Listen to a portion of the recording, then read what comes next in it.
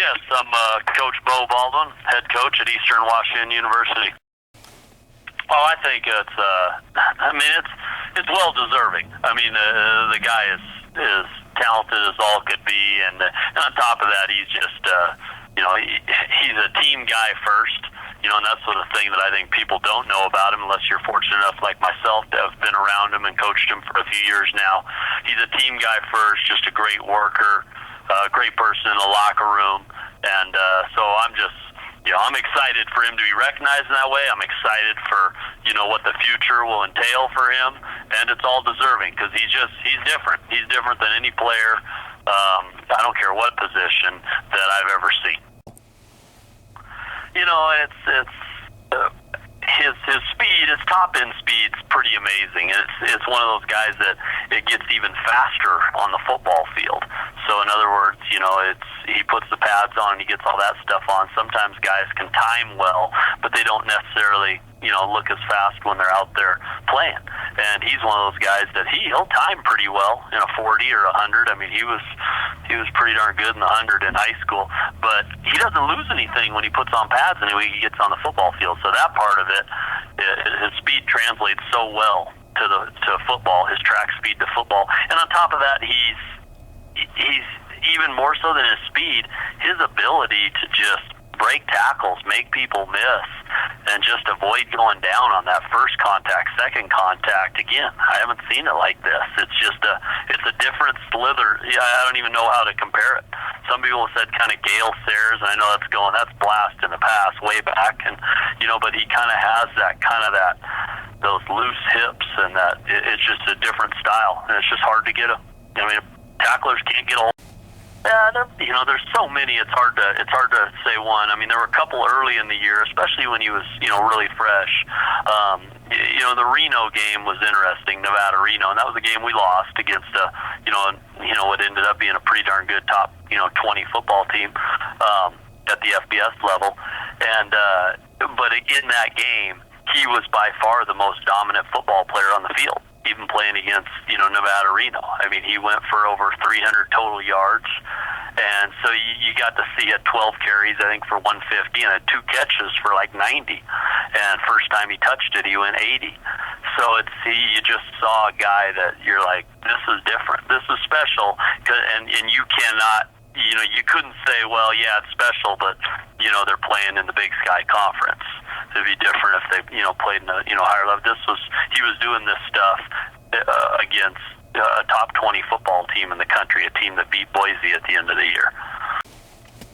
Well, it was, obviously it's one of those situations that no matter how hard you work, no matter how, long you coach, no matter what type of teams you put together, you may never be in that spot again. And obviously everyone's dream goal is to be, and even here, our goal is to, of course, each year it's a new goal, and our eyes on the ultimate prize. But the reality is, you can do a lot of things right and still not end up in that spot. So it was one of those feelings that it's hard to explain. It's either that type of feeling for the most part is few and far between, and the experience though going through it was special because our guys did a really good job, not to sound the old coach's cliche stuff, but they did a really good job of just embracing every moment along the way. They didn't get too far ahead. They embraced they enjoyed practicing together. They enjoyed the small goals that we had all season long. During the week, a certain goal we had, we'd try and hit it, and every game, every win was special, and we treated it that way, and we look at it that way, and I think that was something that was unique about this group of guys, is they never got too, each win was special and it meant something, but, along the way they never got too high or too low about it, or never tried to get overwhelmed with where we were in the season. They just, hey, we got another one on our schedule, and once you hit playoffs, if we can win, we'll get another one on our schedule. So it was fun to go through that and to see a mature approach to it by our guys. And it's one of those things, like I said, it almost hits you more now, and maybe even years from now it'll hit you more, because while you're going through it, you're just kind of trying to win that next game, and you're not thinking so much, you're not overwhelming yourself with the whole thing, because that sometimes can be a little much. But our guys did an amazing job. They stayed calm, and then we won some games in some fashions that were not, we were probably counted out, including that national title. And our guys did a great job of just, like I said, they never got too high when things were going right. They just say, we got to keep getting better anyway. It doesn't matter. But when things weren't going right, they never panicked. And that's what allowed us, I think, to play really good football in the fourth quarter and come back in a few games. I mean, just in terms of, we have different areas, recruiting philosophy and academic philosophy.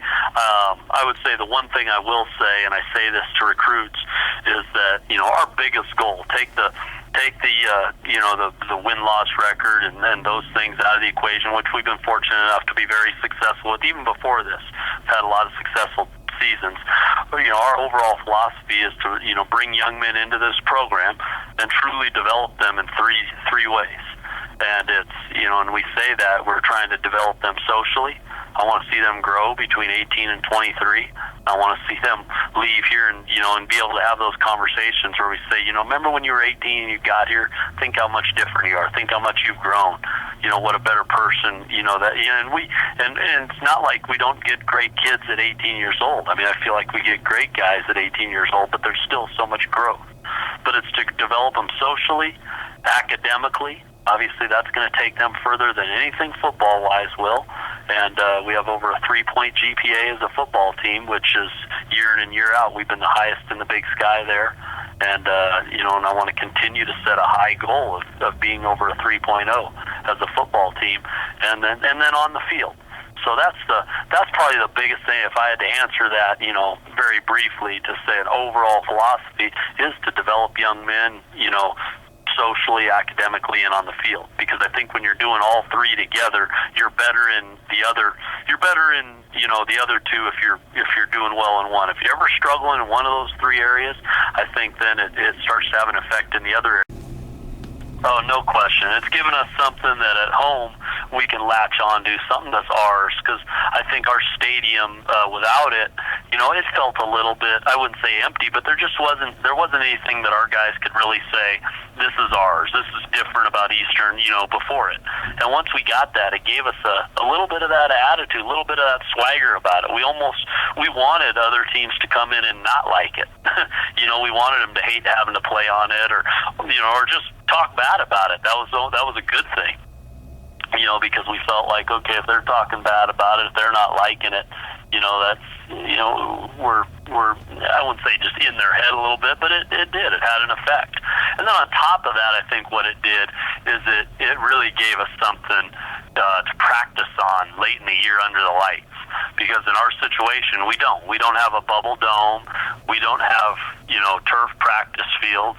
We don't have any of that stuff. So late in the year, we always struggled with that. It gets dark in October. It starts getting dark at about 4 o'clock. It was hard for us to get quality practices, both from a light standpoint and a surface standpoint in the years past.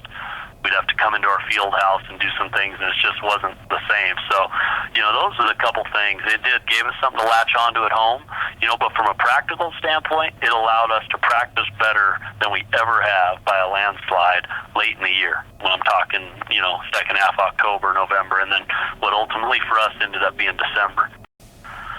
I think the one thing I'd say is be yourself first.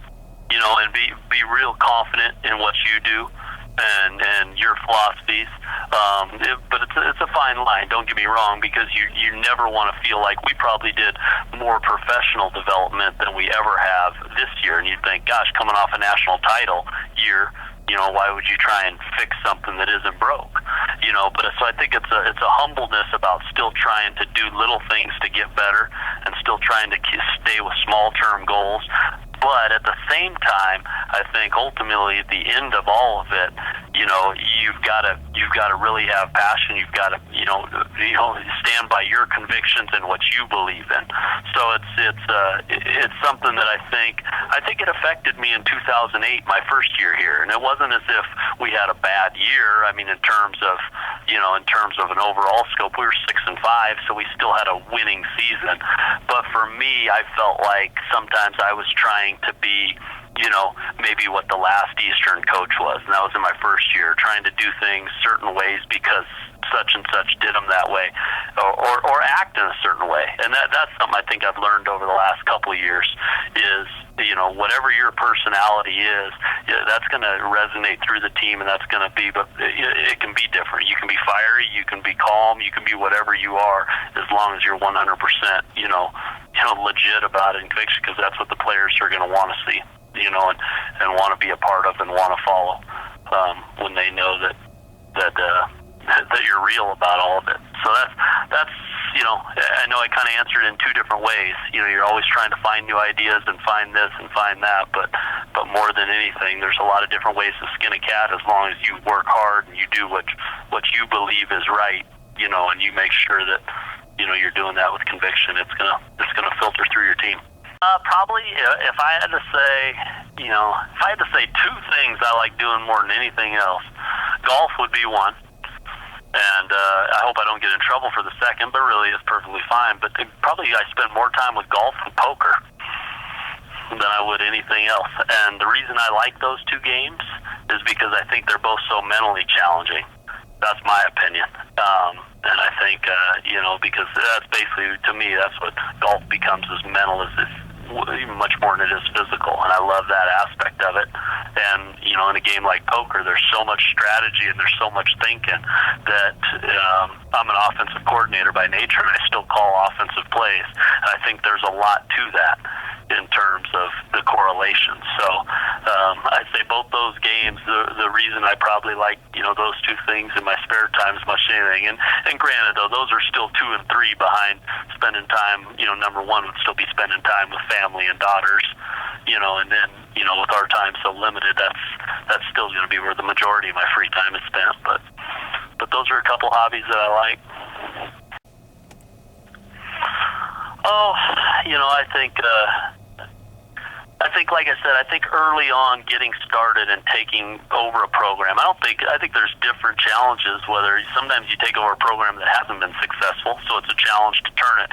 I took over a program where a coach had moved up the ladder, so it's a successful program, but that can sometimes be tougher, in my opinion, because there's so many high expectations, and all of a sudden, if you aren't doing as well, how come we're not doing as well with the new guy? We're a lot of the same players, and now we're not doing as well. So I think some of the challenges are just within that first, in my opinion, at least the challenges I've incurred up to this point, just involved with your first year or two, in a program, making sure that you don't, that you stay locked in with what you believe in, what you know is right, and you stick with it, even if sometimes maybe things aren't going as well, or things aren't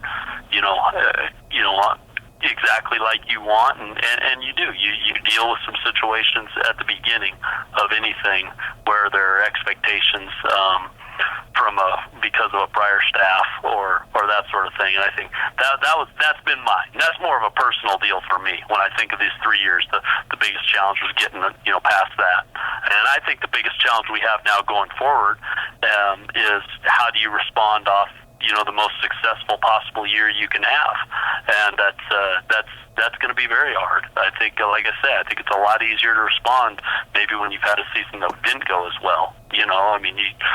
But it's tougher to respond sometimes when everybody that sees our players or everyone is, wow, you guys are great. You're going to do it again. You're great. You're going to do it again, and you got to keep bring yourself down and definitely bring your guys down, your team down, to where you don't get too much of that mindset. You want confidence, you want swagger, but you don't want to get that, obviously that overconfident where you think you got it all figured out. Oh, the biggest thing I'd say is hopefully you're out there. We're fine with anyone who wants to jump on the I laughed about the bandwagon deal.